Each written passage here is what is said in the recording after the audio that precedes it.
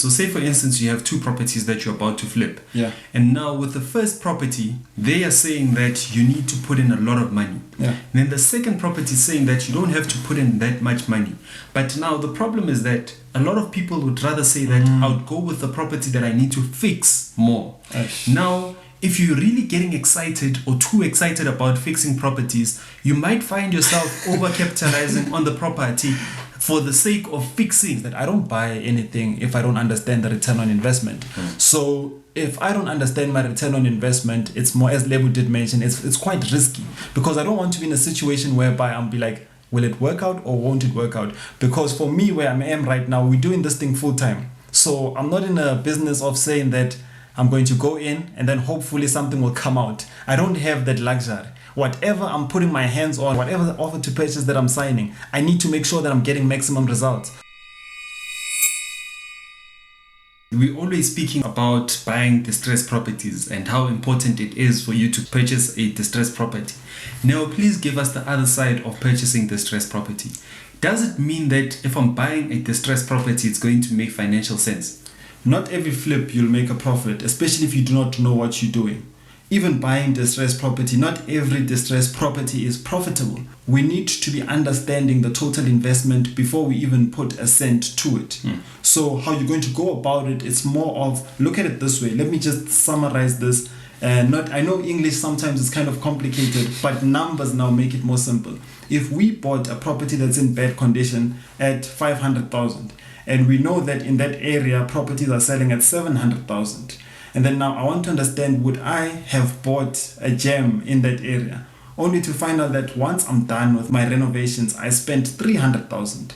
So ultimately I'm all in at 800. And a lot of first-time beginners do not understand that. And the sad part is that even if there are estate agents here, I'm sorry, but I'm about to drop a bomb. In some adverts, it's written that this property is for investments. It's for investment purpose. But now when I sit down with the estate agent, I ask them one question, that what is the return on investment? And they can't answer me. Now it questions again, what did you mean when you were saying this is an investment? Because when you come to my office and I'm saying that let's invest, I'm looking for anything not below 16%. Or if I'm saying 16% return on investment, I'll be coming in from my total expenses, my total investment, and looking at how much I'll be getting. So ultimately, that's what we need to do. Make sure that we invest like a pro. That's our tagline. Invest like a pro. Now, I like that you said that, right? And now with properties, right, you have different properties. So say for instance, you have two properties that you're about to flip. Yeah. And now with the first property, they are saying that you need to put in a lot of money. Yeah. And then the second property is saying that you don't have to put in that much money.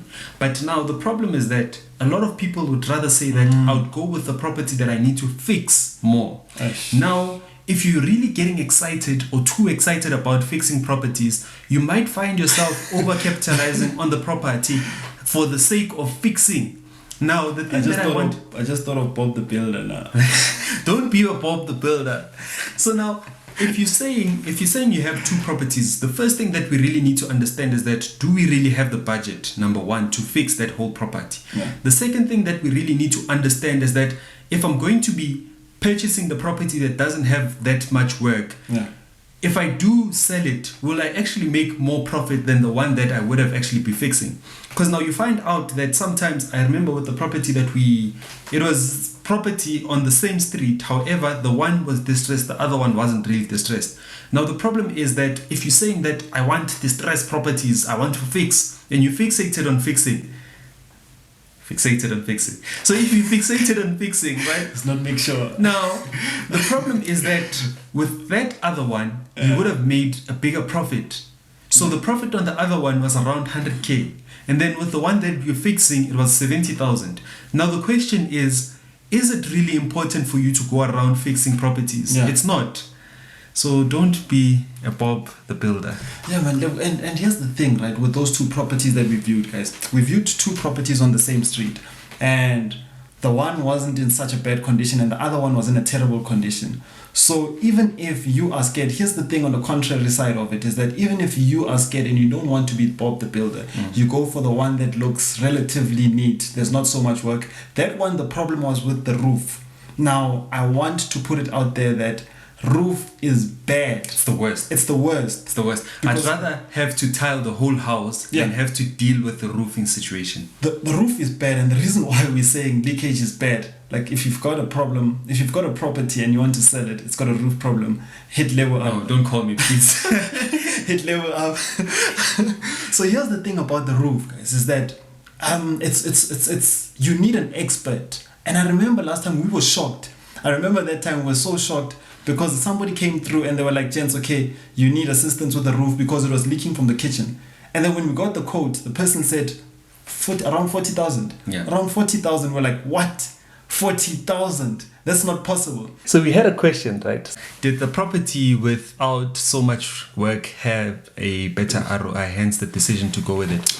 So like the property without that much work, the problem was the roof. Yeah. And now with the roof, I'm not trying to deal with the roof, guys. I'm honestly not trying to deal with the roof. I'm too young for the roof, man. And let me explain what was happening with the roof, right? Because the roof wasn't these new tilings. It was the old, I don't know, in our language we call it lezenk. It was lezenk.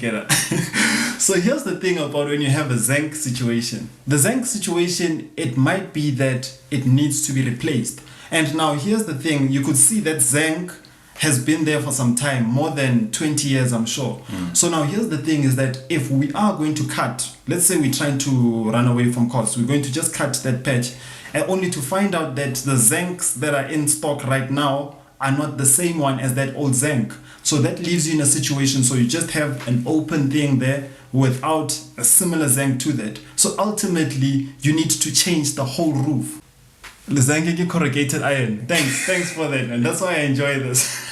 If it was YouTube, I was just going to stick to the zinc. And so you get the corrugated iron. So look at it in this way. If this was done, let's say it was done around 20 years ago, and now we're looking for the same pattern, there's a high possibility you're not going to find that same pattern. So the practicality of it is that you need to change the whole thing, and that will cost you up to 50,000. I mean, it's not 50,000. It can even get more than 50,000. So hence, it was very tricky that one we did let go of it, because we called our expert, which is the guy who was dealing the roofing, and he told us that, gents, can you see the nature of this thing? There is a high possibility that we'd need to change the whole thing. So Son of God is saying that, do I have the right to come inspect my house while the tenant is still there because he is about to move? Yes, you do. It's a must. Yes, you do. So you can actually come through to your property with inspectors. However, you need to notify the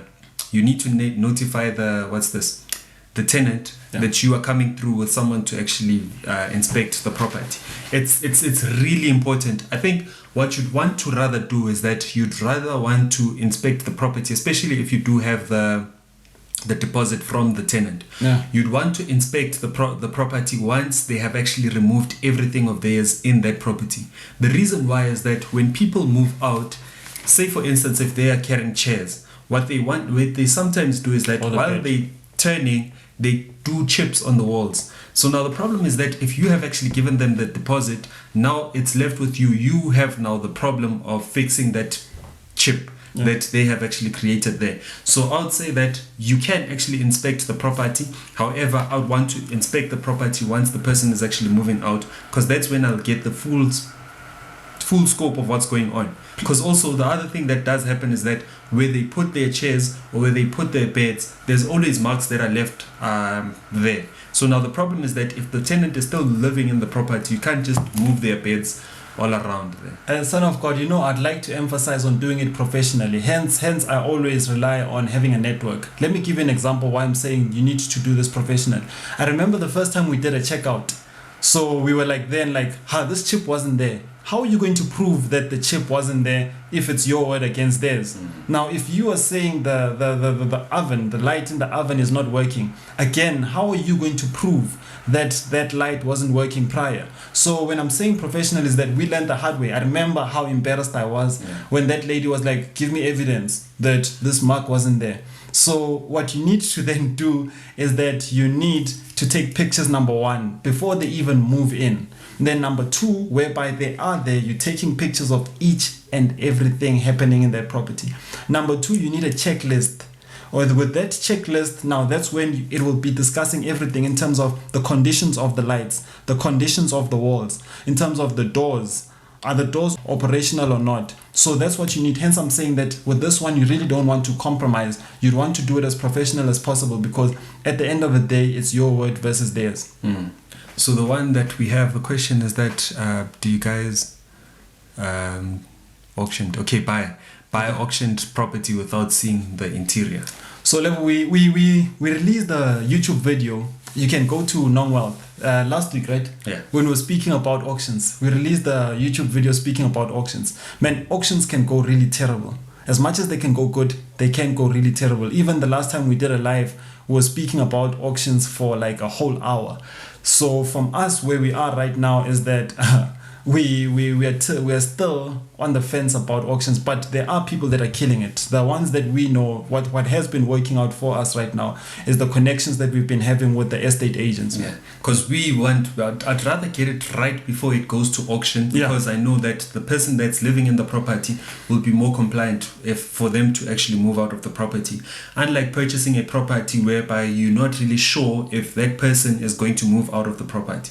Now, it's a different case when the property is vacant and the auction does take place and you're actually going to be buying the property. Now the question is that how much work is there inside of the property? I feel like buying a property without looking at the interior, it's more of a gamble than investing. Because with investing, I know how much I'm going to be spending on that particular property. Now with gambling, it's more of I think I might be spending on tiles, I might be spending on this, I might be spending on that. However, you don't know if there's structural defects in the property. Now, if there's structural defects, it might actually double what you had actually planned, what you would actually be fixing in the property. So I'd say that you'd want to always view the property before you actually purchase the property, especially from auctions. I mean, in summary with what you said, what you said, right, is that with us, this is what we're doing right now. Our formula is that I don't buy anything if I don't understand the return on investment. So if I don't understand my return on investment, it's more, as Lebu did mention, it's quite risky, because I don't want to be in a situation whereby I'll be like, will it work out or won't it work out? Because for me, where I am right now, we're doing this thing full time. So I'm not in a business of saying that I'm going to go in and then hopefully something will come out. I don't have that luxury. Whatever I'm putting my hands on, whatever I'm signing, whatever offer to purchase that I'm signing, I need to make sure that I'm getting maximum results. So if I'm looking at an auction that I have not viewed, that is a risk, because it has a huge influence towards my total investment.